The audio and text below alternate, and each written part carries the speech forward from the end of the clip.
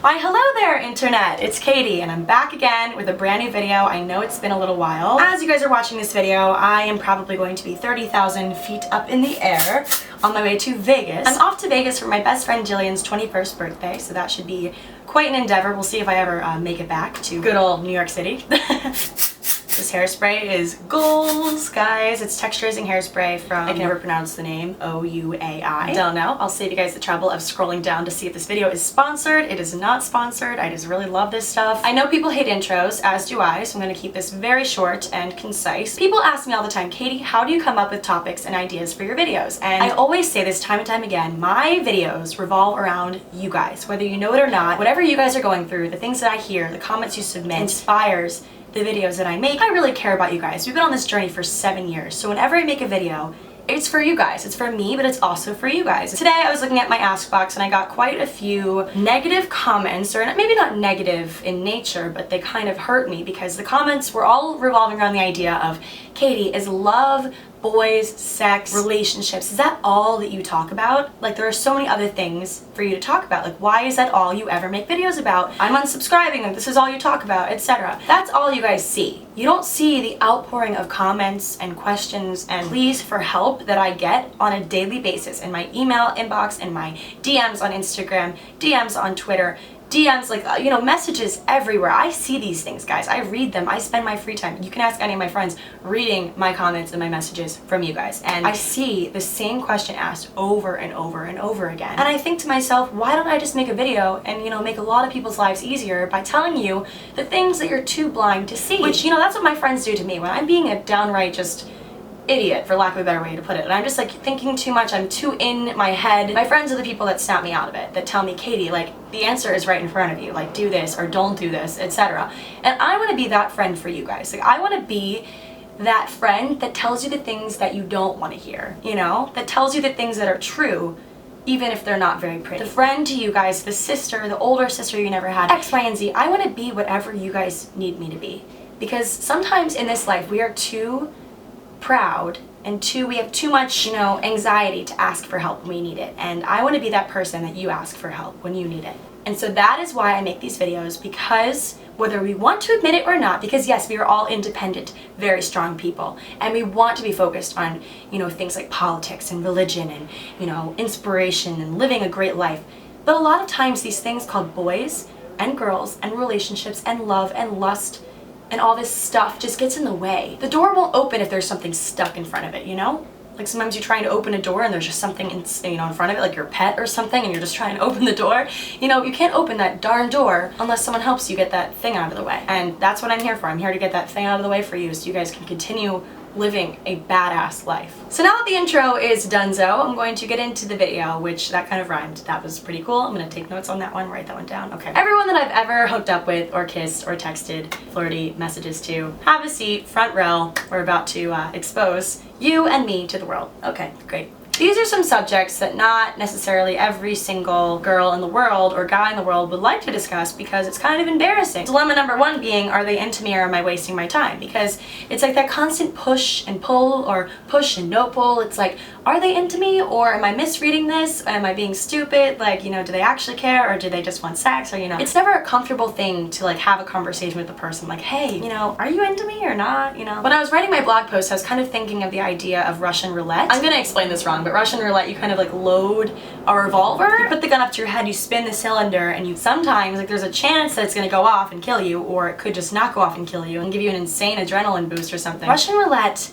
is kind of like love. Sometimes you spin the cylinder and bam, you're dead. You know, the relationship sucked, the guy stopped texting you back, you know, he opened your Snapchat and never replied, but, you know, followed your friend on Instagram or something. But there's always that chance that the cylinder won't pop a bullet in there and you'll come out alive, if not married, or, you know, with kids and having a fantasy lifestyle. Like, there's always that chance that it could go well. There's that chance that the bullet won't lodge into your brain and kill you, you know, like, there's that chance. And I think I speak for a lot of us when I say that it's that chance that absolutely drives us crazy. There's a chance that he's not using me just for sex. There's a chance he might like me. Like, there's a chance he might care. There's a chance that he's thinking about me. Like, there's a chance. And it's that chance, it's that slight percentage or whatever it may be, that chance that keeps us going, that keeps us going. So the other day I was at a rosé cafe, and yes, these magical places do exist. So at this cafe I overheard this conversation that was happening next to me, next to my table with my friends. I like overheard this woman and her friend talking about,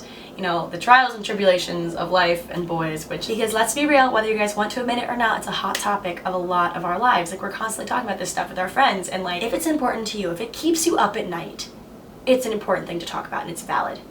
Okay, that was a side note. But anyway, this woman was talking to her friend basically about how this guy that she'd been texting, you know, isn't responding to her texts, but looking at her Snap story and liking her Instagrams, but not wanting to hang out, like not following through. And I was sitting there just kind of silently, like, you know, chewing my sandwich thinking, oh my God, girl, like, I have been there. So many people have been there. Like, you would be surprised how many people have dealt with these mixed signals. It's like, he doesn't care, but he does care. Like, he doesn't want to hang out with me, but he like does care because he's liking my pictures and like looking at my story, which, like, okay, what does that mean? And we're constantly dealing with relationships where we're like, Jesus Christ, like, sorry for using the Lord's name in vain, but good Lord, okay, sorry again. What is he thinking? Like, what is he thinking? Like, or what is she thinking? Like, am I going crazy? Am I putting too much effort into this? Am I coming on too strong, etc.?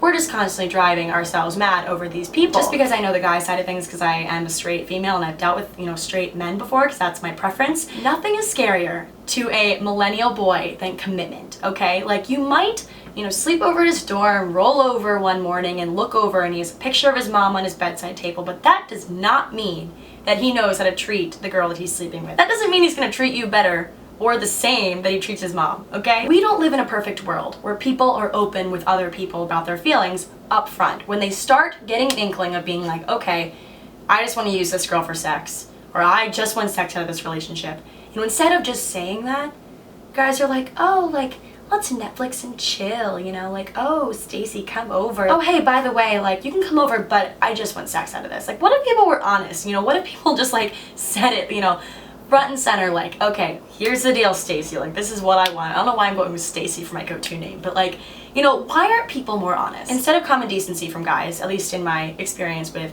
New York City guys, or college guys, or high school guys, or middle school guys, or elementary school.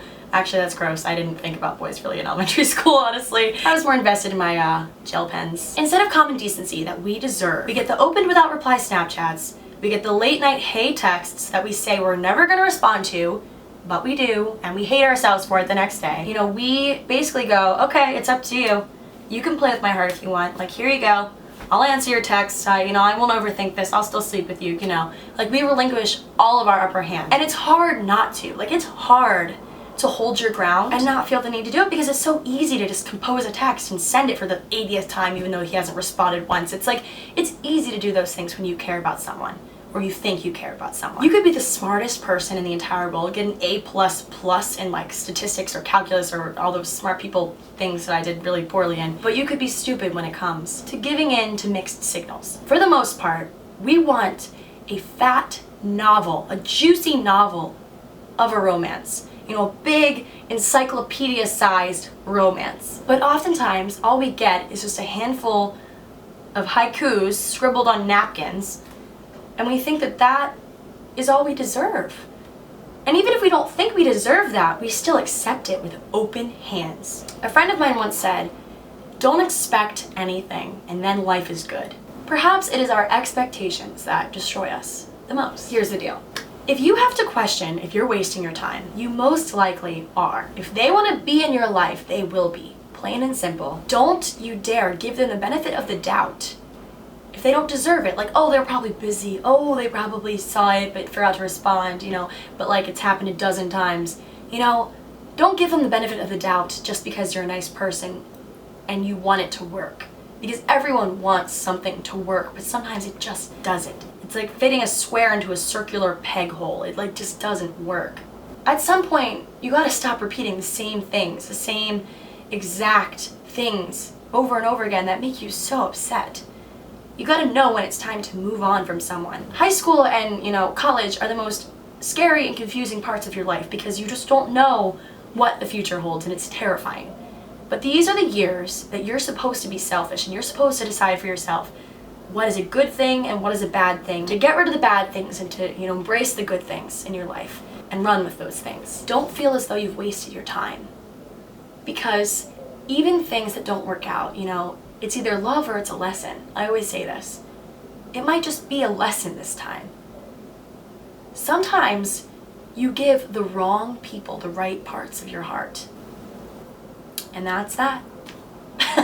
So once again, we've probably gotten to the 14th minute of this video because I tend to talk forever.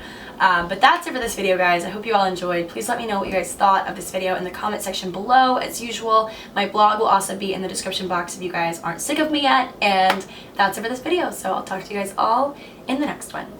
Bye, guys.